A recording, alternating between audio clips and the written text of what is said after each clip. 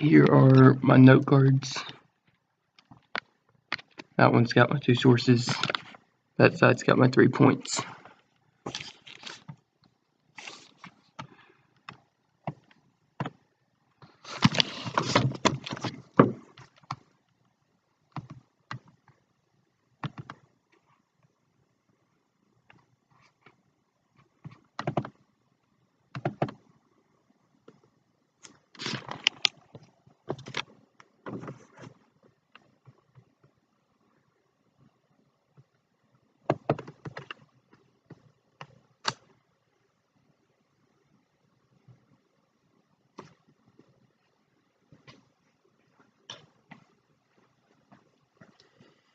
Approximately 21% of high school football players, 91% of college football players, and 99% of NFL players will develop CTE.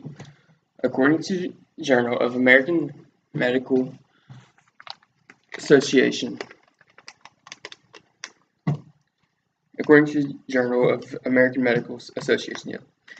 The purpose of my speech is to inform you on the risks associated with playing football. I am credible to speak on this topic of CTE in football because I have done research and I've played football myself. CTE stands for chronic traumatic encephalopathy.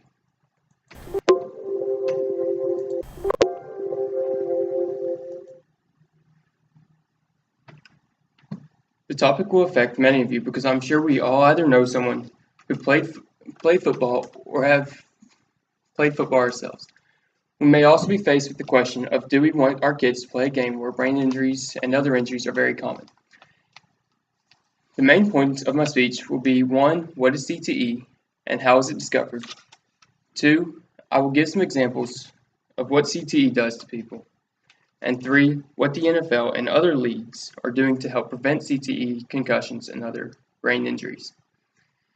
Now that you know what I'm going to talk about, let's move on to point 1. What is CTE and how is it discovered? My first main point was, what is CTE? CTE was discovered by Dr. Bennet Omalu while conducting an autopsy on former Pittsburgh Steeler Mike Webster, who died unexpectedly after seemingly going insane. He died of a heart attack, but Dr. Omalu was determined to figure out what caused him to start acting erratically.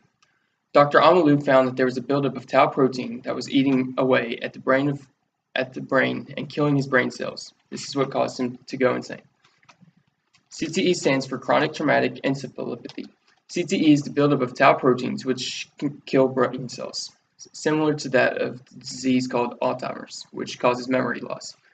CTE is caused by repetitive head trauma. So whenever you hit your head, your brain kind of bounces around in your skull. It's not held in place correctly. Well, correctly, but not safely for hard hits to the head. The symptoms in beginning stages start out light but become more severe as CTE progresses. According to Chronic Traumatic Encephalopathy and Former National Football League Player Suicides, written by Marcus Abreu, Fred Cromartie, and Brandon Spradley, symptoms in Stage 1 chronic traumatic encephalopathy included headache and loss of concentration and attention. Additional symptoms in Stage 2 included depression, explosivity, and short-term memory loss. In Stage 3, executive dysfunction, cognitive impairment were found. In Stage 4, dementia, word-finding difficulty, and aggression were characteristic. Now on to point 2. The second point is how CTE makes people act. I will give multiple examples of famous football players who were later found to have had CTE after their death. The first example is Mike Webster, who I mentioned earlier. Mike Webster was one of the greatest centers to ever play in the NFL, which is justified by being enshrined into the NFL Hall of Fame. He had a long career where he sustained many hits to the head. Webster knew there was something wrong with him, but no doctor could find anything wrong. He was placed on several medications, but nothing worked. He got to a point where he was living out of his car and using electrotherapy to shock himself to sleep. Everyone in his life was concerned for him. He had a great life, and there was no reasonable explanation for why he went insane. Dr. Omalu was determined to discover what would cause this man to go insane without any known explanation, and used him to discover CTE and determine that that was the cause. Junior Seau is another NFL Hall of Famer who had CTE. During Seau's 20-year career, he of course endured several hits to the head at the linebacker position. In 2010, Seau started becoming more violent and was accused of domestic violence. Like I mentioned earlier in the symptoms, aggression is a symptom of CTE in the later stages. Also in 2010, Seau accidentally drove off a cliff without any drugs or alcohol being involved in the crash. So this is an example of loss of attention and concentration being one of these symptoms. Then in 2012, at age 43, Seau committed suicide by shooting himself in the chest. He shot himself in the chest in order to preserve his brain, and because he wanted it to be studied. The next story is the one of Aaron Hernandez, which is more recent and probably more of you have heard of him. Aaron Hernandez had his career cut short after being convicted of murder and accused of a couple other murders. Nobody knows if CTE was what caused him to snap and kill others, but it does seem like a contributing factor. It is not clear if this for sure caused him, but it definitely seemed like a contributing factor since CTE causes people to do crazy things like in the last two people I mentioned. While in jail, Hernandez hung himself at age 27. At age 27, Aaron Hernandez was found to have had the worst CTE ever seen in someone his age.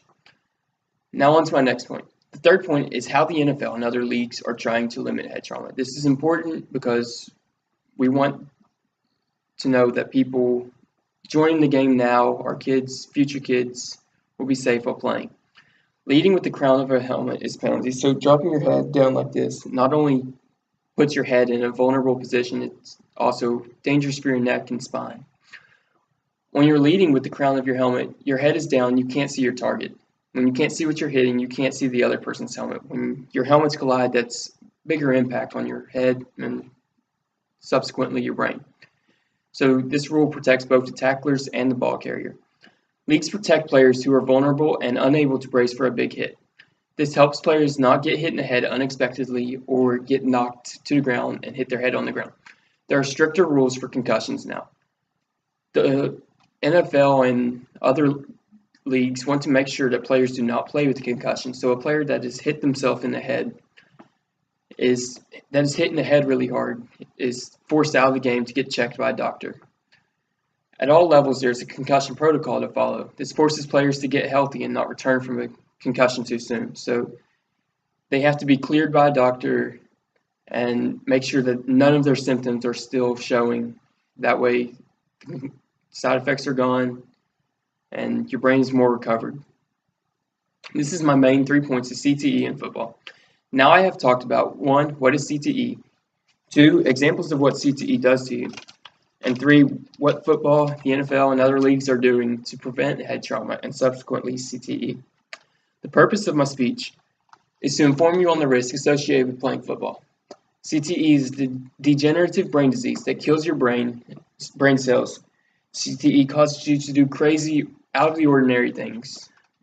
Start being aggressive towards people, forgetting things, not being able to concentrate, and in many cases leads to players committing suicide when it's bad enough.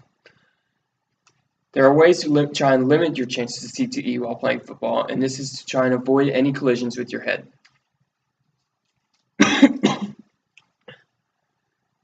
Those are my 3 main points. Thank you for listening to my speech.